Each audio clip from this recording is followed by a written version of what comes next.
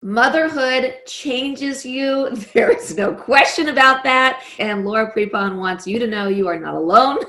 And she is sharing her own journey in her new book, You and I as Mothers. And I am so excited for us to catch up right now because, this book couldn't have come at a better time. So many moms are quarantined at home facing this new reality of homeschooling and cooking and cleaning. And some people are still working full time and it's a real juggle. So how has the last few weeks been for you? Well, thank goodness my newborn came right before the lockdown happened. My husband and I had already figured out how to make sure that we were hunkered down and bonding with the baby, and I was able to have my maternity leave because I knew I was going to have to start promoting the book 6 weeks after. But we're just trying to stay informed, but stay positive and find levity when we can.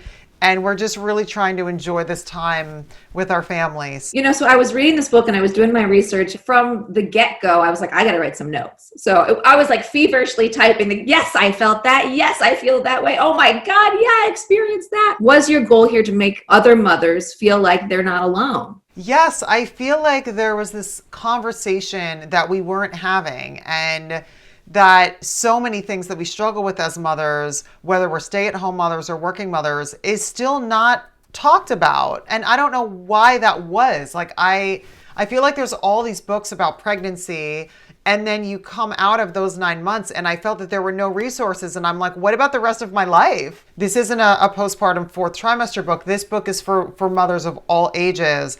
And besides my boots on the ground experience, I also have my mom squad that is this group of eclectic, wonderful women from different backgrounds and professions who have many different age children or different ages themselves to speak to these common subjects that I wanted to write about and all these different viewpoints. There really is something for everybody. And it was really important for me not only to feel like you're talking to a friend when you're reading my book, but also to have applicable tools. I think it's the beginning when you say, no one tells you how hard it is. And if they did, I didn't realize what that meant. I remember talking to a friend of mine before I had my daughter, and because I love being prepared. And I love doing my research. So I'm like, give me the lowdown.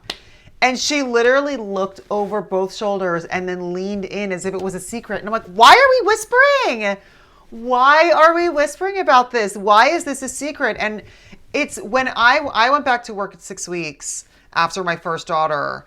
And I remember having like this macho approach to maternity. Like, I'm going to make sure that nobody knows I'm struggling, and I'm going to make sure that I do my job to the best of my, but it's also like, that shouldn't be a secret. Like, that shouldn't be hard for me. Like, why was I trying to prove something? It's okay that we don't have it all together. You know what I mean? And motherhood is the most wonderful, incredible thing. And it's also the toughest thing.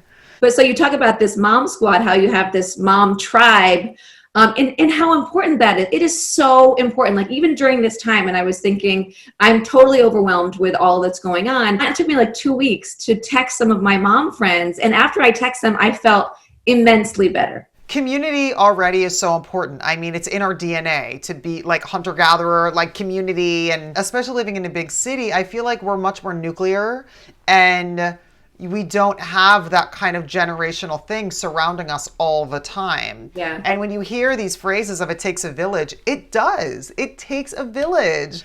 And I feel like especially now, it's so important to have community. There's so many women who've read the book who aren't yet mothers or might choose not to be, who are still getting so much out of the book. I can't tell you how many people have reached out to me. Yesterday, a girl who was 15 years old reached out to me, and she's like, I'm 15, but I love your book. and she happened to be struggling with dysfunctional eating habits. Yeah. And I write about that in the book. Yeah. And that really helped her a lot.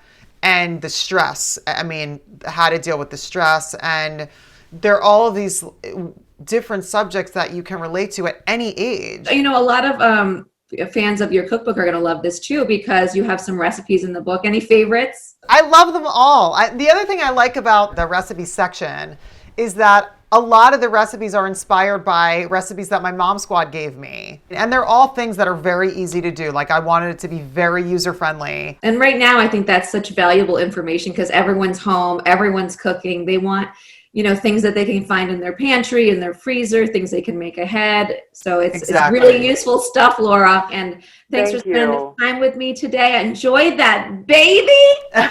Enjoy your toddler too. Having a toddler and a baby is a lot. I know it. So stay sane and stay healthy and stay safe.